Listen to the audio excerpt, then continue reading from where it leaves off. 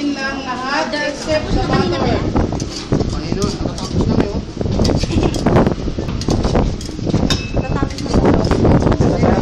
Milk pa lang yun.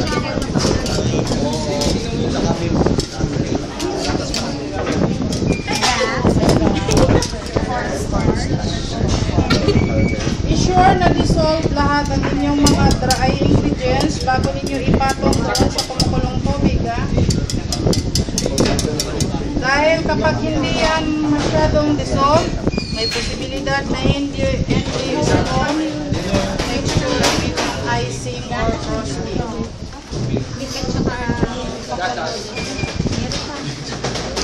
Sugar. Isang lagayan lang po lang. Nakahuli lang po yung butter. Oh.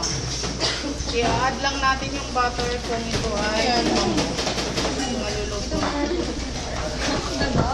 Ay, nilagay yung cornstarch. Meron na, may cornstarch. Halo-halo yung cornstarch, yung cocoa at saka Milk. So, maaaring iba-iba ang kulay ng inyong mga icing or sponge depende sa ginamit ninyong brand na cocoa butter. So, magkaiba-iba ang lasa dahil sa cocoa powder na gamit. yung tingnan mo. So, once sa chocolate ang topic, kailangan kulay chocolate ng inyong finished product.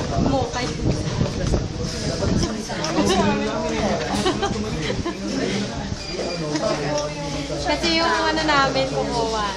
Cocoa namin. Like yung Walang brand. Ang dami kasi may sayang. Hindi namin gagawin. Kasi ganito, simula pa lang ng orientation, nagre-recommend ako sa inyo ng magandang brand. So, syempre kapag in-evaluate ko yung inyong finished product, iba ang texture ng hindi branded, iba ang texture ng imported, iba ang texture ng kahit local siya, basta mayroon siyang quality o branded siya talaga. So, pagdating sa evaluation, dahil magkaiba nga sila, although pareho ang inyong process, magkaiba ang kanilang grades. Kasi sa kulay lang kaagad eh. Sa totoo lang, ang Hershey's naman, na totoong Hershey's ay lokal, hindi imitation. Ang Hershey's ay medyo light din yung color of the chocolate. Pero, ang quality niya, pag kinain siya, meron in the mouth. So, doon lang ninyo ma-appreciate na. Tapos, mabango siyang chocolate. Kasi nangangamoy siya ng pag lokal, pag-usapan natin dito sa lokal, Petraco ang brand ng cocoa powder. Kasi ano na siya, maganda ang texture, maganda ang kulay. Pasok natin. Basta totoo. Hindi, yung ano daw, yung hindi imitation. Kasi ang Hershey's dito, totoo, pag sa Divisoria kayo bibili, sa inyong kayo bibili ng Hershey's, mayroon na siyang halo. 100%. At least, ang magdala ng Hershey's, galing talaga sa Amerika. Ikaw mo wala.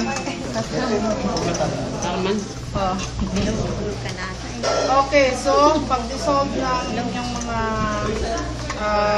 dry ingredients, ilagay na natin doon sa mamaya.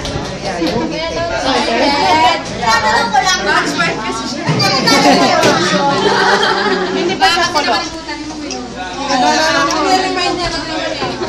Hindi pa siya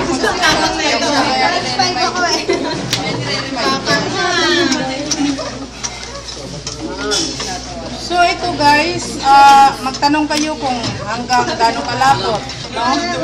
Kahit hindi siya gaano malapot, basta pagtikim ninyo ay wala ng granules ng kukuha na masasalat yung dila nyo, luto na siya, so okay na siya. Kasi kapag nahanginan siya, nagsisit siya kasi mayroon siyang cornstarch. So, kailangan lang siya ay ito. Dahil matagal maluto yung cocoa powder at saka yung cornstarch dahil naka-double boiled, hindi direct.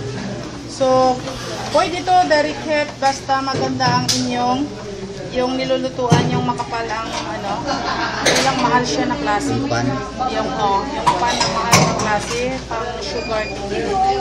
So, pwede siya direct heat. Kasi itong cocoa powder kasi mabilis ito masunog ng mahit. So, kailangan i-double boiled natin kasi wala tayo yung ganong klaseng pan.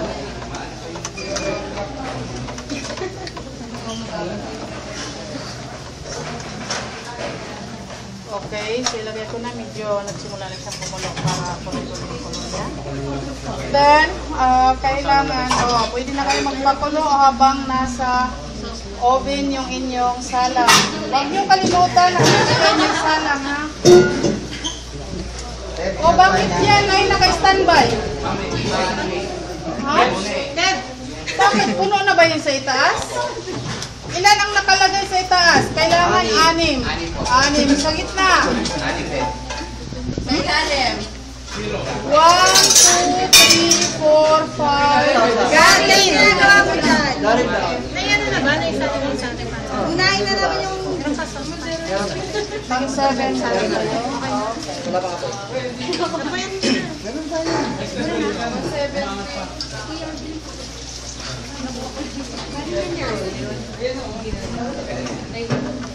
So ito, huwag ninyong bitiwan hanggat hindi siya ma-sip. So mas delikado siya kapag nagsimula pa kasi mabilis pang bumaba yung cornstarch. Pero pag nag-action na siyang lumapot, kahit magpahinga yung kamay nyo, pwede kasi hindi na siya lumapot. Wala malapit. Yun ang nagbibigay.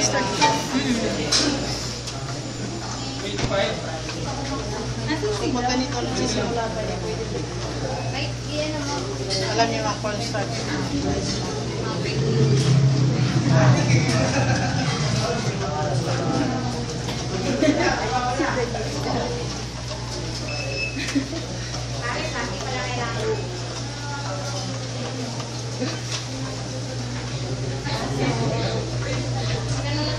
So ngayon, wala pa akong ibibigay na recipe. Pagka after ng exam natin at saka lang mag-video. So mag-concentrate kayo sa manual. Study kayo. lahat po yung dulo. Yes. Dulo, ma'am. Yes. Yung pinag-impedan. Yung binili namin, ma'am. Ito binili yan. Oh, ganun magtanong mo. Ma'am, open notes yun. Pura hindi. Bibigtin na.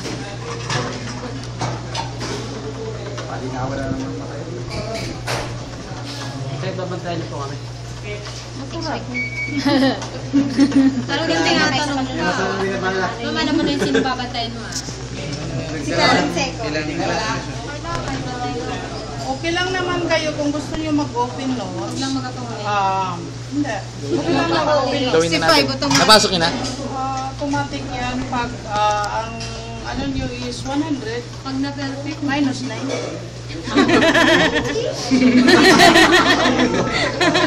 Survive na lang yun, yung hindi mangungopia. magpapasiro na lang ako pag matagdagan ng 90. Oh, yan. Pag 10 lang, plus 90. Pag talagang effort kayo, wala kayo open notes, tapos score nyo is 20 plus 8. Doon naman tayo sa effort. Oo nga. No. Effort na yun, pero 20. Ganun lang yun. Kung ano yung sinabi mo, mas mahal. Oo. Hindi naman, in fairness, kailangan ano. Sakasakay. Ha? Part yan ang inyong Hindi ako na yan. matuto kayo talaga. Mag-study kayo. Ano yung misis ko? Katulad niyan, 1 week na Bali, yung linggo na ako recipe sa inyo, hindi nyo sinisilip. Pagdating ng pag-demo, nagtatanong mo, para saan yung gata? Saan dito? Saan dito? Halata Yan yan, sa ba Block yata, 14 hindi na man malapit lang nyo binasa? Dito lang. Para saan nga ba yung gata? Walking distance lang. Kakaiba natin. Kung trip mo mag-tricycle, pwede rin. Kung tinatamad ka maglakad. Mga 10 minuto lang ka rin. 5 minuto. Biglaan. Wala kayong trivia, ma'am? Sakto lang. Wala kayong trivia. Magpapawisan ka ng onte. Yung totoo, ang daming trivia eh. Trivia sa gatas. Sa nagmula ang gatas. Yan pa nandyan. Sa Ano pa? Ng Tuesday. Galing sa ina. Wala ang itlog. Ang anak mo. Ha? Hindi wala. Nasa anak ko sa probinsya. Ang buhay. Ano na una, itlog mo, no? Paano titigas yan? Ang tagal naman. Kaya magpapag na mo tanong.